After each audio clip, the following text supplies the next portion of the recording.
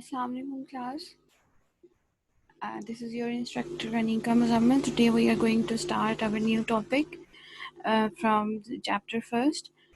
Our new topic today is about applications and the some types of software which were remaining. So first of all, let's revise what we have studied previously. We have studied types of operating system, types of system software, which includes operating system, device driver, utility programs, language translators, and we have also studied the types of application software, which included educational software, entertainment software, and so on. So a little bit topic is here today that would put this topic, the software topic, to an end. Today's topic includes the types of applications, cloud computing applications, and some softwares which are about like licensed software, shareware, freeware, etc. So let's start today's lecture. We must know what a software is. A software is a set of instruction, a program that tells a computer what to do and how to do. Computer को software क्या बताता है, कोई काम उसने कैसे करना है, किस तरीके से करना है, ये कंप्यूटर को सॉफ्टवेयर बताता है. So we know that there are different types of softwares. So हम लोग एप्लीकेशन सॉफ्टवेयर के बारे में पढ़ रहे थे. उससे आगे सॉफ्टवेयर की ही एक टर्म है, that is internet applications. We have web applications. Web applications क्या होती हैं? Any program that is run through a remote server.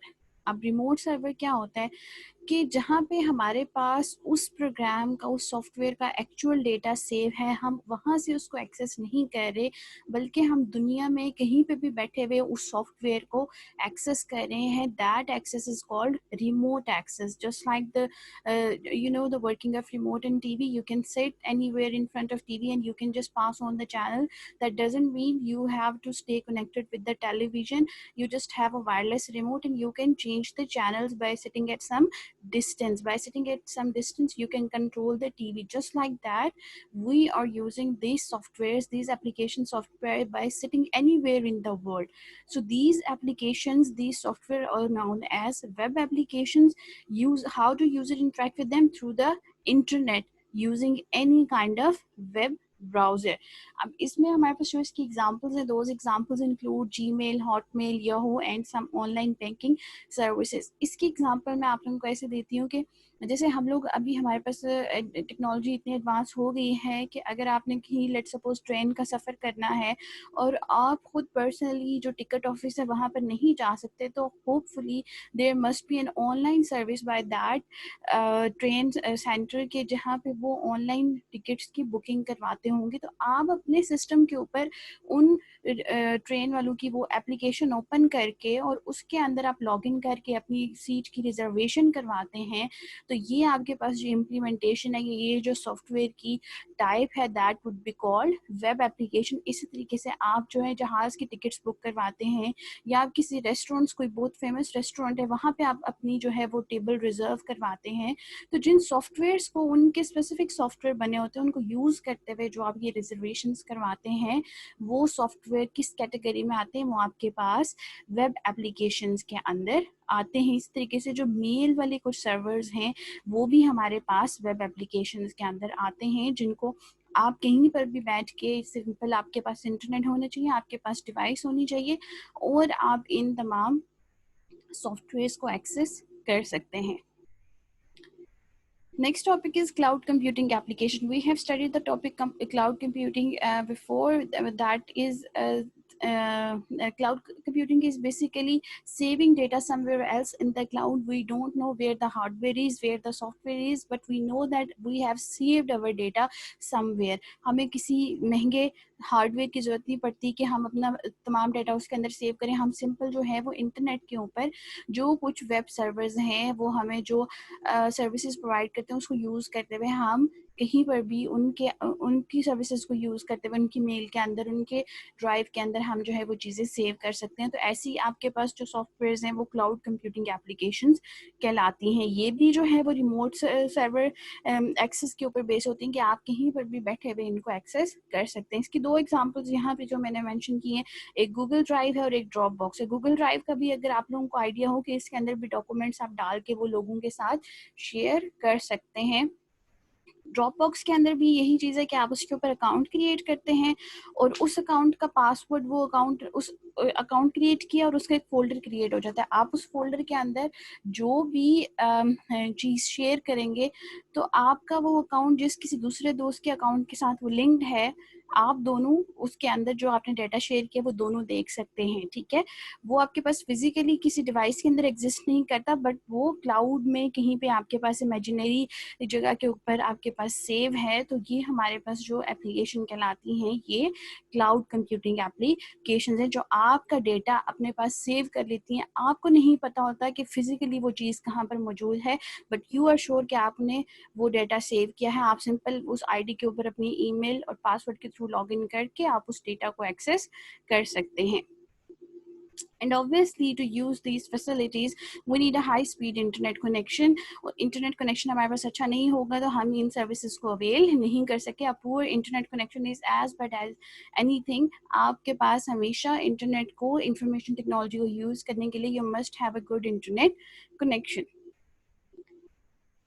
The next topic is social media network applications. We have so far, अभी हम इस topic को पढ़ते हैं तो you will get to know that these kind of softwares, these kind of social media applications, you are already using them. लेकिन अभी आपको उनके बारे में ज़्यादा जो है वो idea हो जाएगा।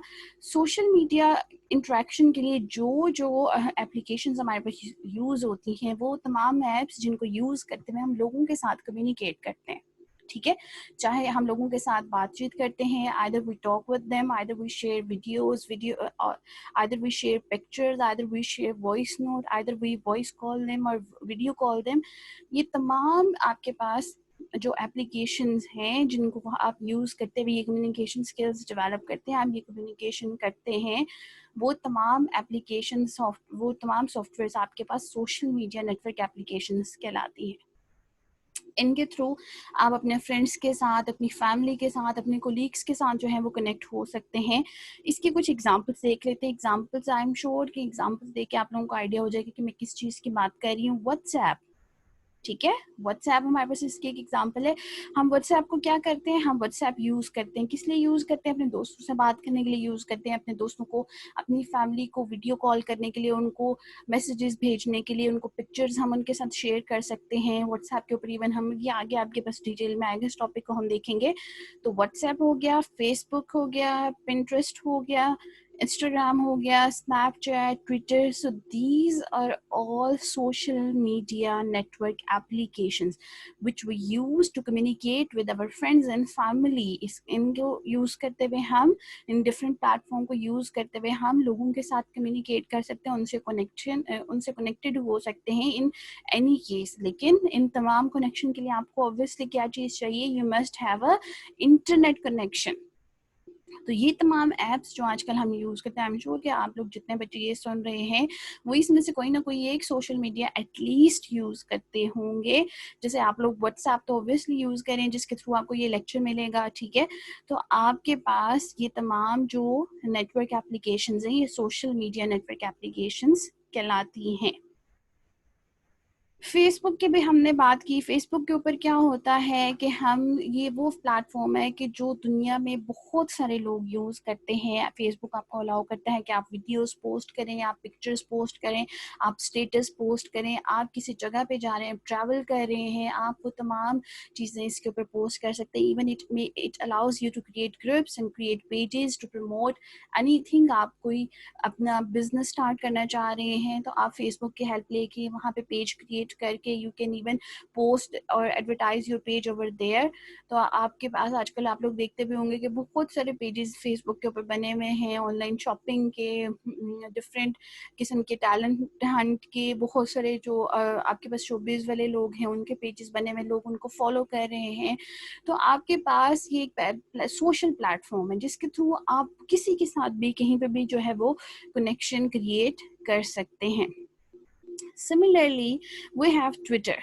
ट्विटर कुछ इतना ज़्यादा पॉपुलर नहीं है आम लोगों के अंदर। नॉर्मली जो सेलिब्रिटीज़ हैं, ये जो बड़े ऑफिशियल्स होते हैं किसी मुल्क के, जो जैसे जो ऑफिशियल्स होते हैं, प्रेसिडेंट हो गया या उनके जो वजीर वगैरह डिफरेंट होते हैं, वो इसको यूज़ करते हैं। तो ये भी आपके पास news social networking type website है जिसके ऊपर आप ट्वीट्स कर सकते हैं। आप इसके अंदर पिक्चर्स वगैरह भी पोस्ट कर सकते हैं रिलेटेड टू दैट ट्वीट, लेकिन अब वो जो आप उसके ऊपर मैसेज लिखते हैं बेसिकली उसको ट्वीट कहा जाता है। ठीक है, जो आप मैसेज लिखते हैं इसके अंदर, जैसे फेसबुक पे स्टेटस जो आप पोस्ट करते हैं ना, फेसबुक के अंदर तो आपके पास लिमिट होती है कि आप जितना मर्जी लंबा स्टेटस लिख सकते हैं, but here you can only post limited status that length is up to I think 140 character, 140 characters. आप 140 कैरेक्टर्स का आप एक मैसेज बस टाइप कर सकते हो। तो वो जो भी चीज़ आप स्टेटस पोस्ट करेंगे उसको बेसिकली ट्वीट कहा जाता है। So this is the shortest and efficient and easiest way to deliver your message to all over the world। जो आपके पास अक्सर देखते होंगे कि न्यूज़ में बता रहे होते हैं कि वज़ीर आज़म इमरान खान का ट्वीट आ गया, मरियम नवाज़ का ट्वीट आ गया, या जो आर्मी ऑफिशियल्स हैं या बहुत सारे पाकिस्तानी वज़ीर भी ट्विटर यूज़ करते हैं। वो क्या करते हैं, अपना मैसेज वो उस तरीके से ब्रॉडकास्ट भी करते हैं। तो आपके पास यहाँ पे everybody is free to join Twitter, everybody is free to join any kind of social media, there are no restrictions unless you abide their laws and you just don't violate them। आपके पास हर लोग जो हैं वो ये social media को use कर सकते हैं। और यहाँ पे कुछ चीज़ जो आप पोस्ट करते हैं, obviously you control the privacy of that who can view and who cannot view the content। if your posts are being public or your account is being public, then anyone can view the content you have shared।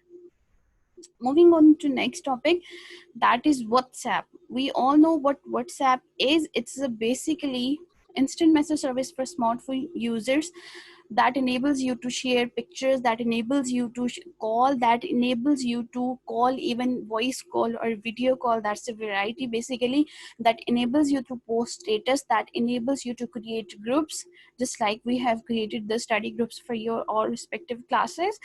So WhatsApp is also a social media networking through which you can just communicate with your colleagues, with your friends, with your family। So these are all basically the social media network applications. You know, WhatsApp was first created for only Android users, but later on it was created for iPhones and some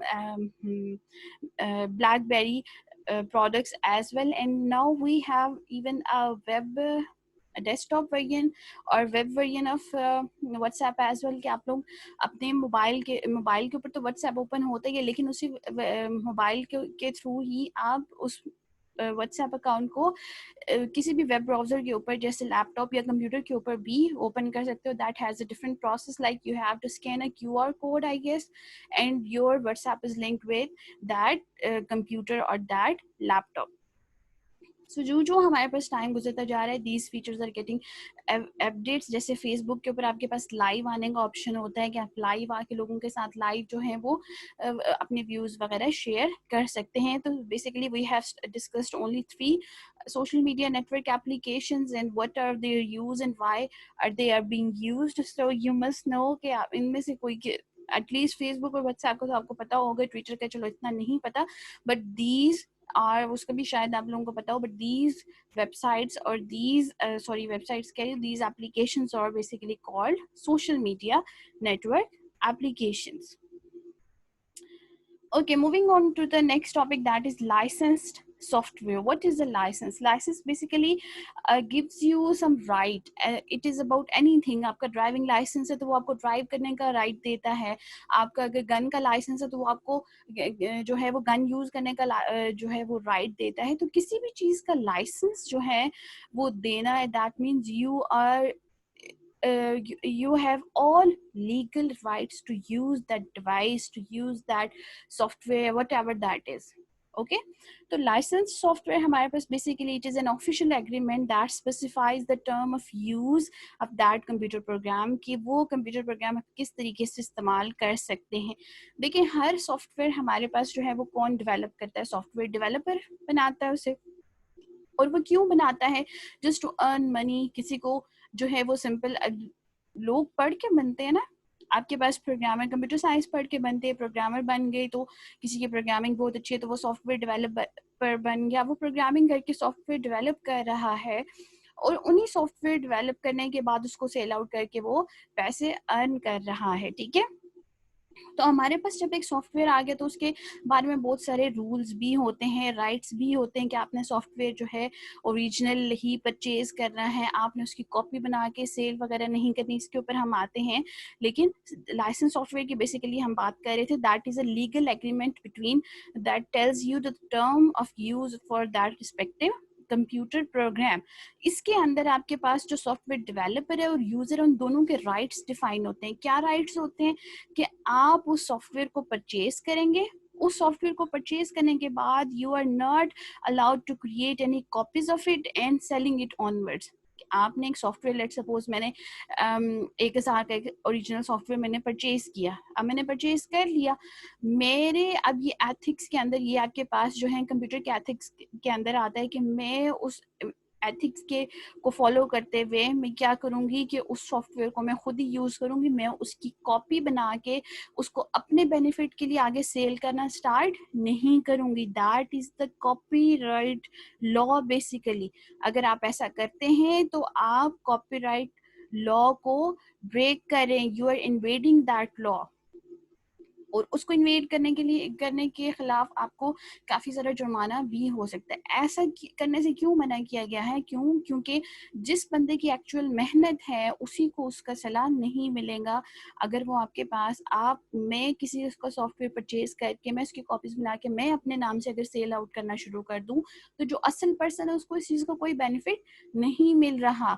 और मैं उसकी जो copy create करके वो software cell करूंगी तो उस software के लिए भी एक टर्म यूज होती है, that software will be called pirated software. ठीक है, तो वो पायरेटेड सॉफ्टवेयर में आगे सेल करने की मेरे पास कोई राइट्स नहीं है। क्योंकि ओरिजिनल बंदा उसके उस अर्निंग से वो अर्निंग से महरूम है, उसको वो अर्निंग नहीं मिल रही है। So that is what copyright law tells you. आपके पास डिफरेंट सॉफ्टवेयर की एग्जांपल्स हैं। कोई जेएम पिक्चर जो मैंने आपके पास शेयर की है, कोई भी सॉफ्टवेयर हम परचेज करते हैं that's basically a licensed software, और आप कंप्यूटर एथिक्स को फॉलो करते हुए उसकी कॉपी जनरेट नहीं कर सकते। कॉपी जनरेट करके उसको अपने फायदे के लिए हम आगे सेल आउट नहीं कर सकते, जो कि बहुत सारे लोग करते भी हैं और पकड़े जाने पर उनको हैवी फाइन भी होता है।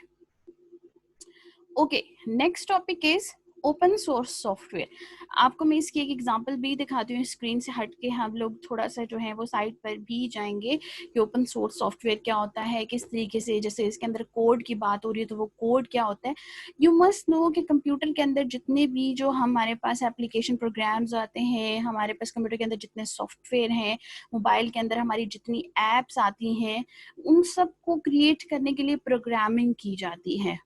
हर प्रोग्रामिंग हर सॉफ्टवेयर के लिए प्रोग्रामिंग की जाती है, मतलब कि हर सॉफ्टवेयर को बनाने के लिए हम कोड लिखते हैं, सोर्स कोड लिखा जाता है। ठीक है, तो वो सॉफ्टवेयर जो अपने सॉफ्टवेयर के वर्जन के साथ साथ उसका कोड भी हमारे पास मौजूद हो, वो सॉफ्टवेयर आपके पास ओपन सोर्स सॉफ्टवेयर कहलाते हैं। कोड इस वजह से साथ मौजूद होता है कि जो प्रोग्रामर होते हैं, लेट सपोज अगर मैं प्रोग्रामर हूँ तो मैं एक ऐसा सॉफ्टवेयर बाय कर रही हूँ कि जिसमें सॉफ्टवेयर के साथ साथ मुझे उसका कोड भी मिल रहा है, तो मुझे प्रोग्रामिंग आती है, मैं क्या कर सकती हूँ कि उस कोड को यूज करते हुए मैं अपनी मर्जी से उस सॉफ्टवेयर के अंदर चेंजेस करके उसको अपने मुताबिक मॉडिफाई कर सकती हूँ। तो ऐसे सॉफ्टवेयर को हम कहते हैं ओपन सोर्स सॉफ्टवेयर। यूजर में इसके ऊपर भी सम जो है कॉपीराइट लॉ जो है वो अप्लाई होता है, but it gives you right to read to inspect, to change and modify the actual code.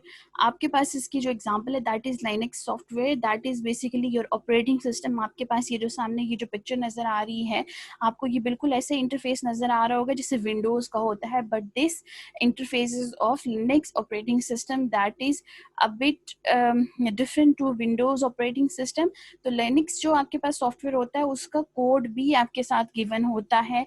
मैं आप लोगों को जरा सी यहाँ पे कोड दिखा देती हूँ कि किसी भी सॉफ्टवेयर का कोड जो है वो क्या चीज होती है. लेट्स सपोज हमारे पास ये गूगल, मैंने वेबसाइट सर्च इंजन ओपन किया है यूजिंग गूगल क्रोम. अब ये जो आपके पास सामने एंटायर पेज नजर आ रहा है, अगर हम इसके कोड की बात करें कि क्या प्रोग्रामिंग इसके पीछे की गई है, तो यहाँ पे मैं राइट क्लिक करके व्यू पेज सोर्स करती हूँ. तो इस एक पेज को डिजाइन करने के लिए आप देखें कि ये उसके पीछे ये लॉजिक है, उसके पीछे ये सोर्स कोड है. जब आप प्रोग्रामिंग अगर प्रोग्रामर आगे बनते हैं तो आपको इन चीज़ों का आइडिया होगा कि ये क्या चीज़ है, कौन सी लैंग्वेज है, कौन से टैग है. ये बेसिकली HTML लैंग्वेज है जो कि वेबसाइट्स क्रिएट करने के लिए यूज़ की जाती है. तो अब उस गूगल के उस पेज के पीछे ये तमाम कोडिंग है. तो this is the code.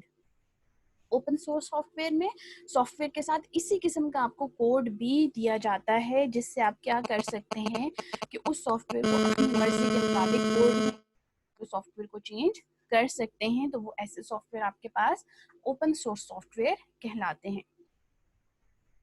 Moving on to the next topic, that is shareware software.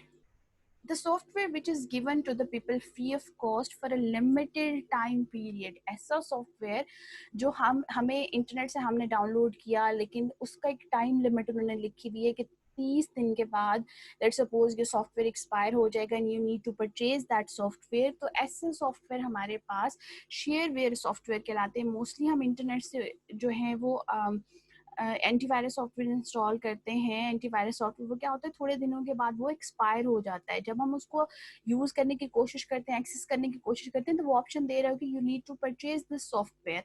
तो इनमें आपके पास वो सॉफ्टवेयर का या तो पूरा वर्जन मौजूद होता है या लिमिटेड वर्जन मौजूद होता है, लेकिन लिमिटेड फंक्शनैलिटी के साथ, लेकिन लिमिटेड टाइम पीरियड के लिए, ताकि जब आप उसको यूज़ करना, आगे भी आपने उसको कुछ दिनों के लिए यूज़ किया, आगे भी फ्यूचर में आपको उसको यूज़ करने की ज़रूरत है, तो आप उस सॉफ्टवेयर को अगेन फिर परचेज करेंगे. तो ऐसा सॉफ्टवेयर आपके पास शेयरवेयर सॉफ्टवेयर कहलाते हैं. इनकी फंक्शनैलिटी और टाइम लिमिट जो है वो स्पेसिफाइड होता है. फिर लिमिटेड टाइम पीरियड ये आपको फ्री ऑफ कॉस्ट अवेलेबल होते हैं. उसके बाद अगर आपने इनको यूज़ करना है तो you have to purchase them. इसकी मैं आपको एक एग्जांपल देती हूँ. इंटरनेट डाउनलोड मैनेजर, जैसे इंटरनेट से आपने वीडियोस डाउनलोड करनी है तो IDM आप डाउनलोड करते हैं, तो IDM का जो ट्रायल होता है वो 30 डेज का होता है. 30 डेज तो आप उसको इजीली यूज कर सकते हैं. 30 डेज में आप इंटरनेट से वीडियोस वगैरह डाउनलोड कर सकते हैं, लेकिन राइट आफ्टर 30 डेज वो आपके पास एक्सपायर हो जाता है. You can not use that software further unless you have to purchase that software. ठीक है, 30 दिन तक आपने इस्तेमाल किया, लेकिन 31वें दिन आपने उसको इस्तेमाल करना, तो आप उसको इस्तेमाल नहीं कर सकेंगे जब तक कि आप उसको परचेज नहीं कर सकेंगे. ठीक है, तो बहुत सारे एंटीवायरस सॉफ्टवेयर भी हमारे पास, और यहाँ पे जो कैस्परस्काई है, अवीरा है, AVG है, वॉस्ट एंटीवायरस है, IDM है, ये तमाम सॉफ्टवेयर आपके पास शेयरवेयर सॉफ्टवेयर कहलाते हैं. Okay, next one is freeware software. That is related to shareware software. ठीक है, इसके भी वही है. ये हमारे पास फ्री ऑफ कॉस्ट में अवेलेबल होता है with full functionality for unlimited time period. Such software don't need to be purchased.